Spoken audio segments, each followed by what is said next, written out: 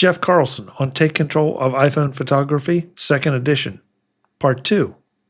This is MacVoices. MacVoices is supported by MacPaw, the makers of Clean My Mac, your ultimate solution for Mac control and care. Try Clean My Mac for 7 days free, then use the code MacVoices20 for 20% off at cleanmy.com/MacVoices. That's clnmy.com/MacVoices. Pre-show, though, you were telling me that about the screenshots in this book and your approach to that, Yes. which I think is telling not only the fact that you – well, I'll let you tell the story because I think it's important for people to understand. Okay, so one of the things, I mean, this is kind of like getting into the kitchen and seeing how things are made. Doing a book like this, I want to say there are actually, I don't know. I would have to look it up. At least 100 screenshots throughout. And when you're talking about making screenshots for something, it's one thing to like take a picture of like, for example, my Take Control of Your Digital Storage book. If you have, the disk utility app that's open on your Mac, you can just take a screenshot there, and that does the trick. When you're writing a book about iPhone photography, nobody wants to see screenshots of the camera app that are all like in the main part of it, the viewfinder part of it, are like my office wall or my backyard or whatever. So part of doing this, and I mean, I'm not complaining at all. Part of this is, all right, I can't just go and take a screenshot. I need to go somewhere that looks like where someone would be taking a picture, something that has some kind of visual interest. So on the one hand, it's great because it gives me an excuse to go out. So there are some pictures that I took from Pike Place Market in downtown Seattle. Happened to be a gorgeous day. That was great. There are a few pictures at a local beach near here called Golden Gardens. And that kind of makes sure that I'm taking pictures that someone would be taking pictures of, like that sort of content. But on the other hand, it meant a lot of extra work getting these screenshots. I couldn't just sit on my couch and take all these screenshots and that would be it. So it's, I guess this is just a way of saying, wow, this book was a lot of work, and maybe it doesn't seem like it, but when you have Apple changing the interface, like almost every single image in the book had to be redone, retouched, some of them built in Photoshop. It's not just kind of a slapdash thing. And I mean, I absolutely credit that not to my own sense of, oh, this has to look good because I'm a photographer and I'm writing a book about photography, but also, I mean, it's a high take control standard. We want people to be able to see what they would realistically see when they're trying to do this thing. I wanted you to tell that story because I have seen books that do screenshots of cameras and of Mac screens and all, and there really is no thought given to, the overall appearance. Yes, they're highlighting, exactly what they want to highlight, but that it's not necessarily visually pleasing. Is it informative? Yeah, but it just, I don't know that it's slapdash put together. It just looks like there's less care taken and less, maybe less pride. Maybe that's the best way to say it. So I think it's really important for folks to understand that, you didn't just slap this together, that you, or just, again, to your point, just updated the screenshots, easily, that you took the care. So we've been over a lot of things here, and sort of to get to the meat, if you will, of the book. We talked about the new interfaces and why you need to pay attention. You mentioned shared libraries, though, and that's something that Mhm. I really am curious about, because you said they can both be useful and confusing, and I would agree with both of those right away. Yeah. Yeah. So here's the thing. If you have like a family group in iCloud, you can set up a shared library. And what's great about this, and I'm sorry, this is in the Photos app. You can have a shared library. So, for example, I have one for my wife and I, or she's part of my shared library, and it's actually like a separate library, but it looks like it's all in your same regular library. So it shows up in the Photos app. You scroll through and you see the pictures from somebody else's library, or that have been shared to this shared library. The advantage of it, see, already it's like, wait a minute, this is getting complicated already. This is why we we write about it. The advantage is, let's say my wife and I, we go down to Pike Place Market. It's a beautiful day. There are lots of things to see. Um, I am a good photographer. My wife has really no interest in being a photographer, but she has an amazing eye. And so sometimes she will take pictures of things that I completely missed or are much better than anything that I came up with.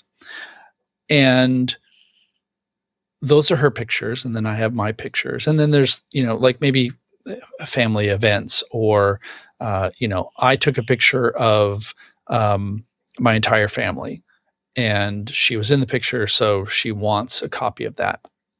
Instead of, airdropping it, or,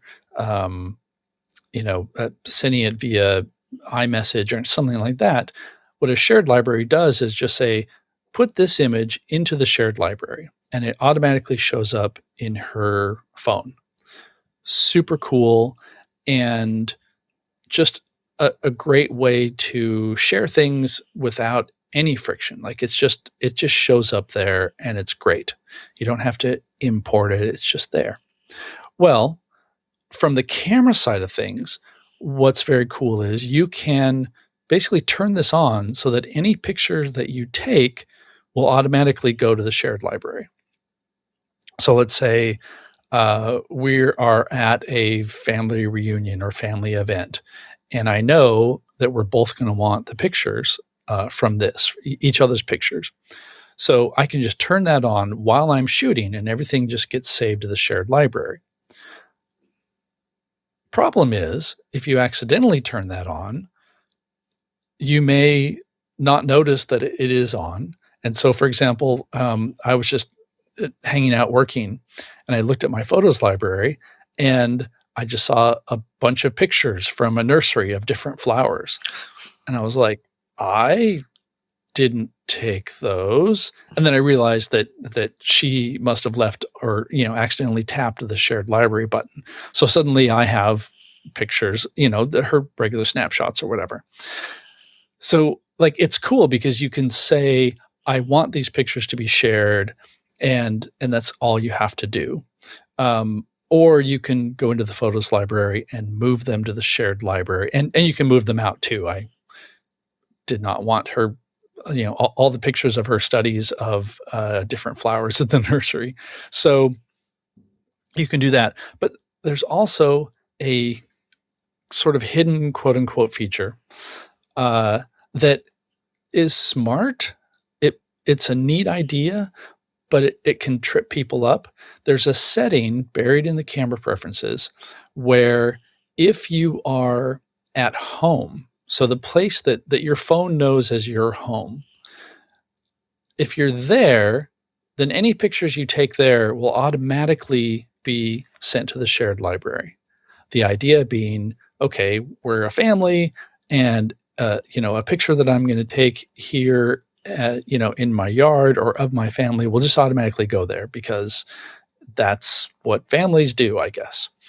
Well, my wife doesn't want all of my pictures as I'm fumbling around making screenshots just because I happen to be doing some of it in the backyard. So this is a feature where, again, or maybe actually better, like I'm somewhere else. Let's say I'm downtown Seattle, and suddenly pictures from my house start showing up in my camera roll. What's going on? And it turns out it's this very buried feature that sounds like a neat idea, but I turned it off. I'd rather be more deliberate about what I share. But it's so it's very cool in that you can share things easily, but there are also a couple of gotchas that if you don't know where this is, it's like a ghost is taking pictures and sending them to your photo library. It's bizarre. So I can think of a lot of ways that could go very wrong. Yes, but we won't quite go there. So no. So Jeff, if they are sending those photos, I'll try that again. If the phone is sending the photos to the shared library, does that mean that it's not going to my own library? In other words, can there be only one destination, or can I have multiple destinations for those photos? You can only have one. Like there's only one shared library. So technically, it's like having it's like having two boxes of photos, and they're like, you have your box of photos and you have the shared library. But this metaphor is going to fall apart really quick. But when you're looking at your Photos app, the images, this doesn't work at all. When you're looking at the Photos app, all the images show up chronologically. So, my photos of Pike Place Market, and then, if my wife took photos at a nursery at around the same time, those would show up and like sort of be intermingled. But structurally, visually, it all looks the same. And there's a little icon. It's like two little people icon that indicates that this is a shared image. So you can tell which ones are which. But structurally, they do exist in separate places. So when you want to move something deliberately, you are literally saying move to shared library, and it takes that image and it moves it to basically that other bucket. Today's Mac Voices is brought to you by MacPaw and their powerful utility, Clean My Mac. You rely on your Mac because you know it's going to be there when you need it. It boots up fast, runs your apps smoothly, and just gets the job done. That reliability is one of the reasons you chose it in the first place. But even the most reliable machine can benefit from a little help. Clean My Mac from MacPaw helps you take that reliability to the next level. It scans your systems for unnecessary files, leftover app data, and hidden clutter that can build up over time, so your Mac keeps performing the way you expect. And now it goes even further. If your Mac starts running hot or your battery is draining faster than it should, the assistant steps in to identify what's causing the problem and suggests quick, practical fixes. No guessing, no digging through settings, just real answers when you need them. The Menu app puts that insight right at your fingertips, giving you real-time information and instant actions from your menu bar, so you can stay in control without interrupting your workflow. And let's not forget security. With the Moonlock anti-malware engine, Clean My Mac can scan for and remove threats with just a click, because your Mac deserves to be not just fast and efficient, but safe too. It's not about fixing something that's broken. It's about making something good even better. Get tidy today. Try 7 days free and use the code MacVoices20 in all caps for 20% off at cleanmy.com/MacVoices, also in all caps. Again, the code MacVoices20 in all caps and 20% off at cleanmy.com/MacVoices, all in caps. That's clnmy.com/MacVoices. If you depend on your Mac, give it the support it deserves. Thanks to Clean My Mac for supporting Mac Voices. Can I unshare a photo? Yes.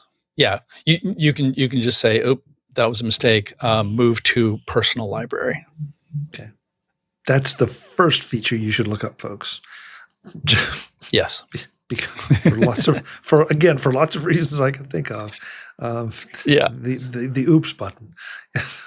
Yeah. Yes, I shudder to think. Um, wow, that just took me right out of my thought process, Jeff. What? Well, here, I had mentioned earlier. Here's another example of complications. I mentioned earlier that like the little icon that says, sorry, it looks like 6 little dots, and that opens up the advanced options, right? And Apple calls that. And again, this is also like being in the kitchen writing a book like this. So Apple calls that the camera controls button. Well, if you have a recent phone that has a camera control button, which is the physical camera control, then it drives me crazy that they called it the same thing. But if you have that physical control, well, that's a whole other thing that Apple has introduced into the whole process of shooting photos. It's a neat idea. It gives you a physical shutter button, and it lets you launch the camera. It lets you take a picture. You can kind of press and hold for a second, like a light press, and it'll lock the focus, which is really cool. And then it also has this whole other set of features that let you bring up camera control shooting commands, right? Because it's a button that depresses, but it's also kind of like a mouse pad, like or a trackpad, because it's like reacts to your finger. So, for example, the idea, if you're taking a picture and you're holding your phone like this, you can like lightly press and say, "I want to switch to a different camera. I want to switch to the 4x zoom, but I don't want to necessarily like grab the camera, move my hand, tap on the interface. Like you want to do it all in one place." It's a really cool feature. So, like from an engineering standpoint, it's great. From a using it standpoint, it's not great. It's a little too sensitive, I find. And I mean, I've tried for a long time to get this to be part of my everyday shooting, and it just consistently seems to do the thing that I don't want it to do. So, what can you do about that? Well, there are a whole host of settings that Apple has had to put in that change the sensitivity. You can choose which of the features are actually enabled. You can rearrange them. You can change the speed of the double pressing. You can decide whether or not it launches the camera with a double press or a single press, and whether it's locked or unlocked. I mean, it's kind of dizzying to go to that, to go to those settings in the settings app and just see like all the different ways you can control this thing, including how you can just turn it off. And again, like that's a thing where I can absolutely see lots of people, they get this and they're accidentally taking pictures because they're, touching it the wrong way, or they didn't realize that they had pressed on it, or like, for example, like maybe they have a tripod and they have one of those clamp style phone clamps, or like a selfie stick or something. Well, maybe the clamp is pressing on that button and they're getting, shots of, their feet or whatever. It's just, there's so much sophistication there and so much complexity there that I think it can be super useful. But for somebody who doesn't know how that works and doesn't understand why they're getting all these bad shots, it can be just another point of friction, another point of frustration. And then, maybe they're like, you know what, enough of this. I'm not going to buy a new iPhone with that control, or, like this thing is driving me crazy. I'm just not going to take pictures because it frustrates me every time. And, that's the worst outcome.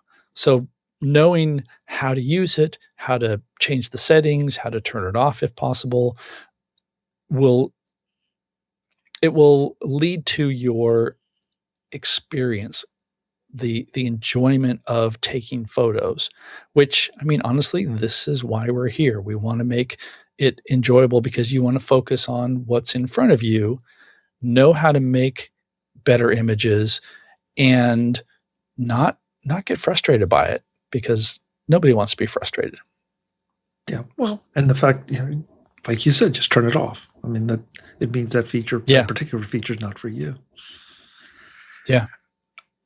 We've been at this a while, and there's still a couple things I want to get to, Jeff. So let me move you over to video, because you mentioned the dual capture mode, and I think that's something that a lot of people are not aware of, and they probably should be, because it feels like I know there were a couple apps out there that could do a version of it at pre, I guess 26 or 20.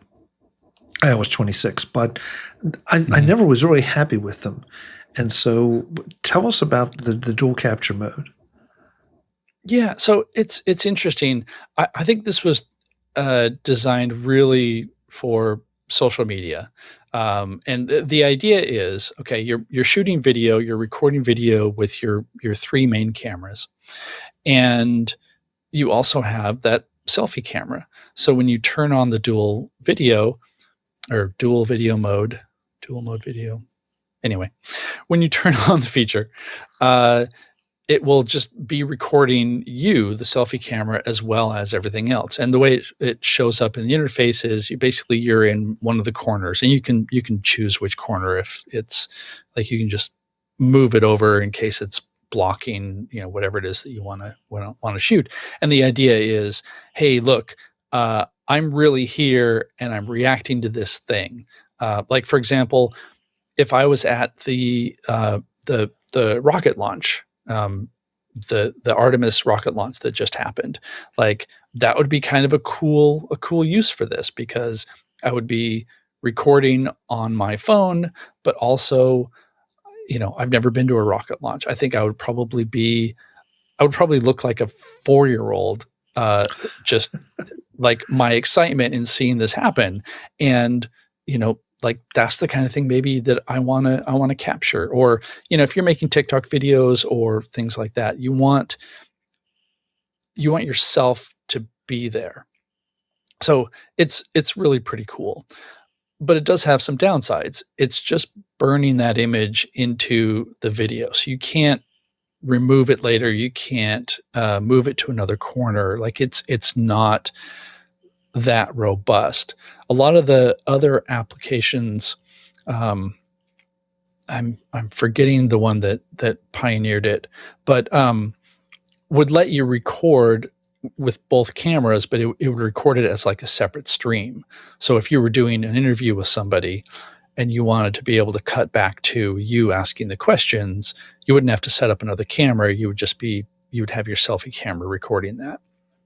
So dual mode, it's really, it's neat because you can get that response. You can, see what the person who's shooting is doing.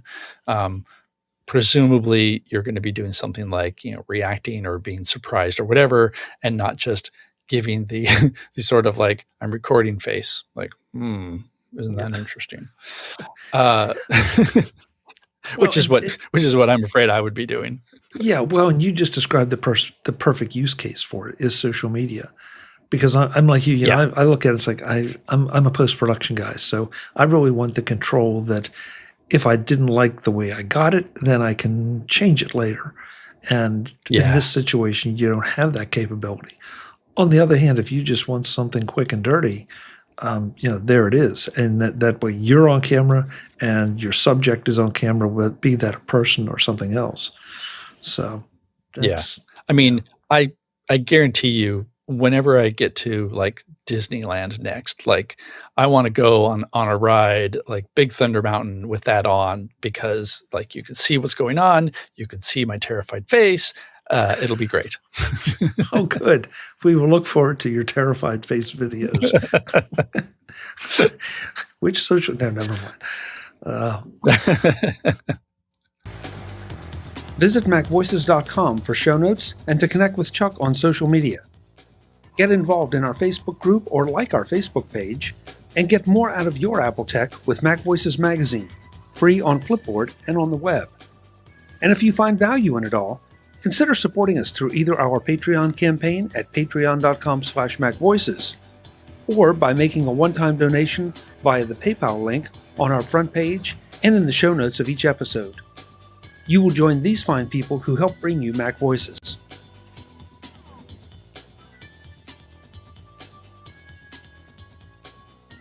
Advertising handled by Backbeat Media at backbeatmedia.com. Bandwidth provided by CacheFly at cachefly.com.